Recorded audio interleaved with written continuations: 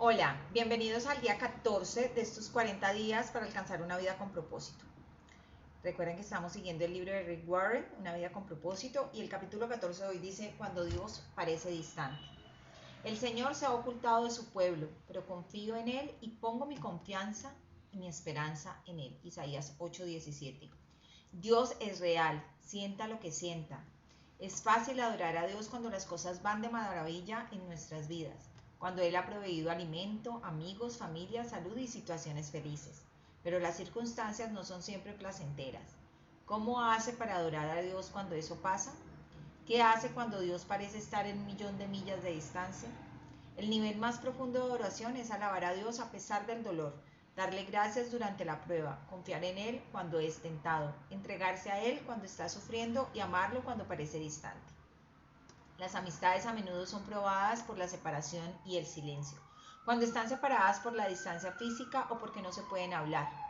En su amistad con Dios no se sentirá siempre cercano a Él. Philip Yancey apuntó sabiamente, cualquier relación envuelve tiempos de intimidad y tiempos de distanciamiento, y en una relación con Dios, no importa qué tan íntima sea, el péndulo se mueve de un lado a otro. Ahí es cuando la adoración se hace difícil.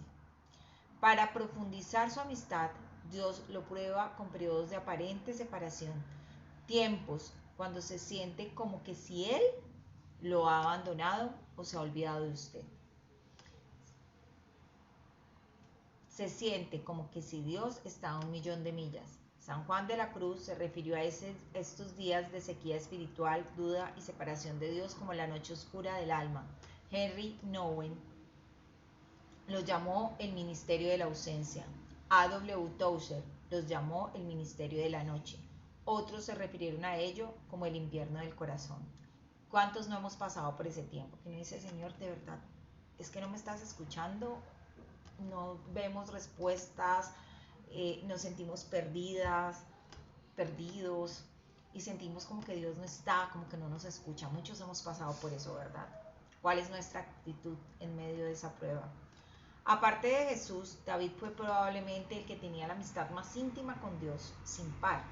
Dios se complació en llamarlo un varón conforme a mi corazón. Sin embargo, David frecuentemente se quejaba de la aparente ausencia de Dios. Señor, ¿por qué estás indiferente y alejado? ¿Por qué te escondes cuando más te necesito? ¿Por qué me has abandonado? ¿Por qué permaneces tan distante? ¿Por qué ignoras mis sollozos pidiéndote ayuda? ¿Por qué me has abandonado?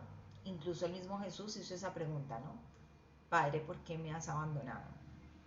Por supuesto, Dios en realidad no había abandonado a David y Él tampoco lo abandonará a usted.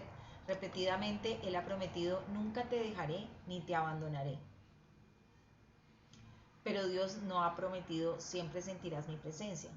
De hecho, Dios admite que algunas veces Él esconde su rostro de nosotros y hay tiempos en que parece como que se desaparece completamente de tu vida. Floyd McClung lo describió así. Se despierta una mañana y todos sus sentimientos espirituales se le han ido. Usted ora, pero no pasa nada. Reprende al diablo, pero eso no cambia nada. Hace sus ejercicios espirituales y le pide a sus amigos que oren por usted.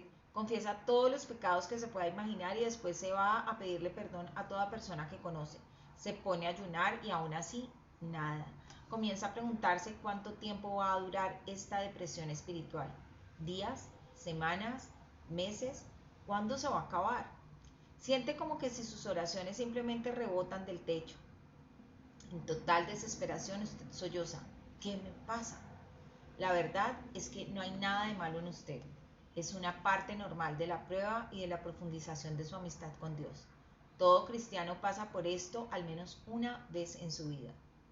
Y usualmente varias veces. Es doloroso y desconcertante, pero es absolutamente vital para el desarrollo de su fe. Saber esto le dio a Job esperanza cuando no podía sentir la presencia de Dios en su vida. Él dijo, voy hacia el este, pero Él no está allí. Voy hacia el oeste, pero no lo puedo encontrar. No lo veo en el norte porque Él está escondido. Me vuelvo al sur, pero no lo puedo encontrar. Pero Él sabe dónde voy. Y cuando Él me haya probado como oro en el fuego, me pronunciará inocente. Cuando Dios parece distante, puede que sienta que Él está enojado con usted o que lo está disciplinando por algún pecado. De hecho, el pecado si nos desconecta de la comunión íntima con Dios. Entristecemos al Espíritu Santo y apagamos nuestra comunión con Él por medio de la desobediencia, del conflicto con otros, de estar muy ocupados, de la amistad con el mundo y otros pecados. Pero muy a menudo este sentimiento de abandono o de separación de Dios no tiene nada que ver con el pecado, es una prueba de fe, una que todos tenemos que enfrentar. ¿Va usted a continuar amando, confiando, obedeciendo y adorando a Dios aun cuando no perciba su presencia o tiene evidencia visible que está obrando en su vida? El error más común que los cristianos cometen hoy en la adoración es que buscan una experiencia en lugar de buscar a Dios. Buscan un sentimiento y si ocurre, entonces concluyen que han adorado. Esto es erróneo. De hecho, Dios a menudo remueve nuestros sentimientos para que no dependamos de ellos. Buscar un sentimiento, aun si es el de sentir la cercanía de Cristo, no es adoración.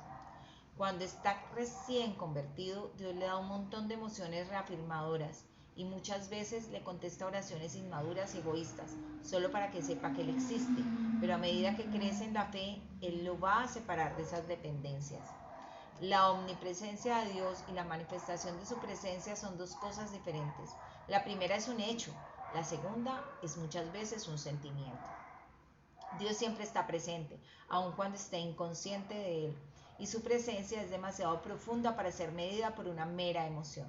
Si Dios quiere que perciba su presencia, pero Él está más interesado en que confíe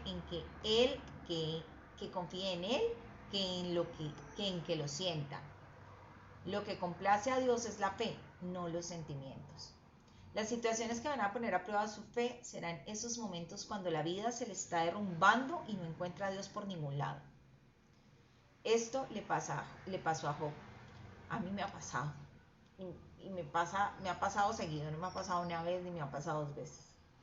En un solo día lo perdió todo, su familia, sus negocios, su salud y todo de lo que era dueño. Y lo más deprimente fue que por 37 capítulos Dios no dijo nada. ¿Cómo alaba a Dios cuando no entiende lo que está pasando en su vida y Dios guarda silencio? ¿Cómo se mantiene conectado con Dios en una crisis cuando no hay comunicación? ¿Cómo mantiene sus ojos en Jesús cuando están llenos de lágrimas? Haciendo lo que Job. Entonces él cayó al suelo en adoración y dijo: desnudo vine del vientre de mi madre y desnudo partiré. El Señor dio y el Señor ha quitado. Que el nombre del Señor sea alabado. Aquí hay unas pautas. Dígale a Dios exactamente cómo se está sintiendo. Derrame su corazón ante Dios. Desahóguese de cada emoción que esté sintiendo. Job hizo esto cuando dijo: no puedo estar quieto, estoy enojado y amargado, tengo que hablar. Cuando Dios parecía distante, él sollozó. Oh, por los días cuando estaba en todo mi apogeo, cuando la amistad íntima de Dios bendecía mi casa. Dios puede manejar sus dudas, su enojo, su temor, su dolor, su confusión y sus preguntas. ¿Sabía usted que admitir su falta de esperanza puede ser una declaración de fe? David, teniendo fe pero sintiendo desesperación al mismo tiempo, escribió: yo creí, por lo tanto dije, estoy completamente arruinado. Esto suena como una contradicción. Confío en Dios, pero estoy completamente acabado. La franqueza de David en realidad nos revela una fe profunda. Primero, él creyó en Dios. Segundo, él creyó que Dios escucharía su oración. Tercero, él creyó que Dios le dejaría decir lo que sentía y que aún así Dios lo seguiría amando. Otro tip: concéntrese en quién es Dios, en su naturaleza inmutable. Cualesquiera que sean sus circunstancias, a pesar de cómo se sienta, no deje de asirse del carácter inmutable de Dios.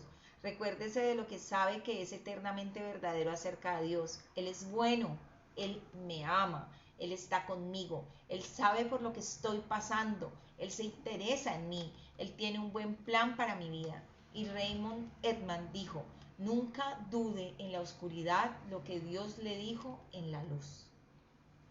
Cuando la vida de Job se derrumbó y Dios guardó silencio, aún así él encontró razones por las que podía alabar a Dios.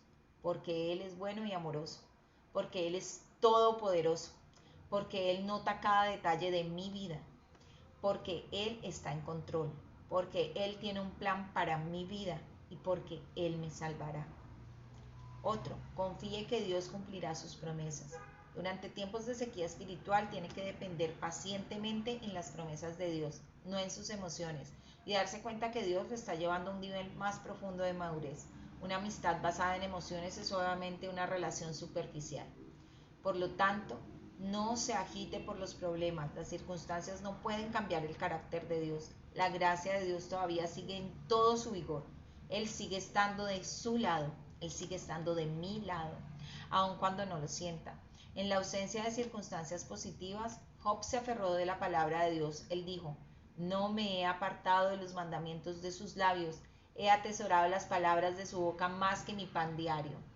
Esta confianza en la palabra de Dios causó que Job permaneciera fiel aun cuando nada parecía hacer sentido. Su fe era fuerte aún en medio del dolor. Dios me puede matar, pero aún así confiaré en Él. Esta confianza en la palabra de Dios causó que Job permaneciera fiel aun cuando nada parecía tener sentido. Su fe era fuerte aún en medio del dolor. Dios me puede matar, pero aún así confiaré en Él. Cuando se siente abandonado por Dios y aún así continúa confiando en Él a pesar de sus sentimientos, lo adora de la manera más profunda. Otro tip, recuerde lo que Dios ya hizo por usted. Si Dios nunca hiciera nada más por usted, aún así, Él se merecería su alabanza continua por el resto de su vida debido a lo que Jesús hizo por usted en la cruz. El Hijo de Dios murió por usted. Esta es la mayor razón para adorarle. Desdichadamente nos olvidamos de los crueles detalles del agonizante sacrificio que Dios hizo por nosotros. La familia genera la complacencia, aún antes de su crucifixión. La familiaridad genera la complacencia. Aún antes de su crucifixión, el Hijo de Dios fue despojado de sus ropas. Lo golpearon hasta dejarlo irreconocible, le dieron azotes, fue insultado y se burlaron de él. Le pusieron una corona de espinas, le faltaron al respeto cuando lo escupieron. Abusado y ridiculizado por hombres crueles, fue tratado peor que un animal. Después, estando casi inconsciente debido a su pérdida de sangre, fue forzado a arrastrar una cruz incómoda hasta lo alto de un monte. Fue clavado a ella y fue dejado que sufriera la lenta y extremadamente dolorosa tortura a muerte de la crucifixión mientras su sangre se derramaba. Habían personas que le gritaban insultos y hacían bromas de su dolor y retaban su declaración de ser Dios. Y después de eso, una vez que Jesús había tomado el pecado y la culpa de toda la humanidad sobre sí mismo, Dios apartó su mirada de tan horrenda situación. Y a mí esta parte, y ustedes lo saben, me quebranta porque soy mamá. Y incluso cuando les van a sacar sangre, cuando les van a poner una vacuna, como si fuera uno voltea la mirada porque no quiere ver sufrir a sus hijos. Y eso le pasó a Dios, eso le pasó a nuestro papá cuando vio a su hijo ahí sufriendo y saber que no iba a hacer nada porque necesitaba salvarnos a nosotros, porque nos quería salvar, porque Él no lo necesitaba, Él lo deseaba. Y Jesús sollozó en total desesperación, mi Dios, ¿por qué tú me has abandonado? Jesús pudo haberse salvado a sí mismo, pero entonces no hubiera podido salvarlo a usted, no hubiera podido salvarme a mí. Palabras no pueden describir la negrura de este momento. ¿Por qué Dios permitió y aguantó un maltrato tan espantoso y malvado? ¿Por qué? Para que usted pudiera ser eximido de pasar la eternidad en el infierno. Y para que usted pudiera compartir de su gloria para siempre. Para que usted y yo pudiéramos disfrutar de la gloria de Dios. Para que pudiéramos disfrutar de la vida eterna. La Biblia dice, Cristo era sin pecado, pero para nuestro beneficio Dios lo hizo compartir nuestro pecado para que en unión con Él pudiéramos compartir la rectitud de Dios. Jesús lo dio todo para que nunca jamás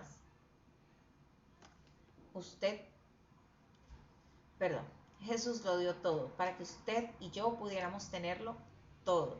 Él murió para que usted pudiera vivir para siempre.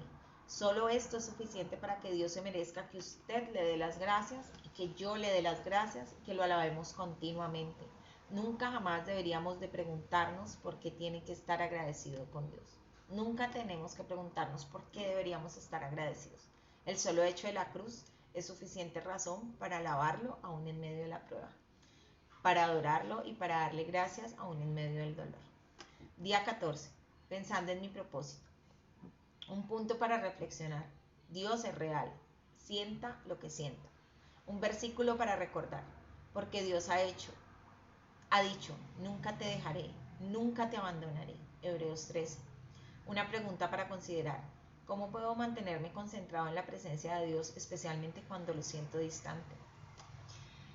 Y Padre amado, hoy vengo delante de ti, Señor, a pedirte perdón, porque a veces queremos simplemente sentir tu presencia y experimentar lo sobrenatural, y se nos olvida todo lo que has hecho por nosotros.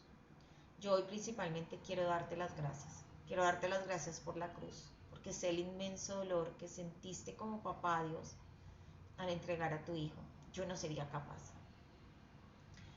Y jamás sabremos el precio que pagó Jesús por nosotros. O sea, jamás podremos sentir el dolor, la humillación y todo lo que Él sintió durante ese momento, durante su pasión y muerte, Señor. Jamás lograremos ponerle una cifra al valor que pagaste por nosotros, mi buen Jesús. Y te damos gracias por eso. Por eso y por la cantidad de cosas maravillosas que has hecho en nuestras vidas y que a veces cuando estamos pasando por la prueba, Señor, se nos olvidan y pensamos ¿por qué? ¿Por qué me pasa otra vez algo a mí? ¿Por qué otra vez estoy en esta situación? En vez de levantar los brazos y decirte gracias, gracias papá, porque ya me han sacado de otras situaciones como esta o peores y aquí me tienes. Y tú prometiste en tu palabra que jamás me dejarías, jamás me abandonarías y yo hoy te pido, Señor, que no importa por dónde me pases mientras tú estés conmigo, aunque yo no lo sienta. El solo hecho de saber que tú estás conmigo es suficiente. Gracias, papá. Y te pedimos, Señor, que nos ayudes en este resto del reto, de estos 40 días, en este resto del tiempo para encontrar realmente nuestro propósito de vida. Ese que tú tienes para nosotros, ese que pensaste aún antes de que nosotros nos formáramos. Te alabamos y te bendecimos, Señor. Y te damos infinitas gracias, Señor. Ayúdanos a terminar este año teniendo claro el propósito que tú tienes para nuestras vidas. En el nombre de Jesús. Amén y amén. Nos vemos en el capítulo número 15. Recuerden, si no están suscritos, suscribirse al canal, activar la campanita, dar like y compartir.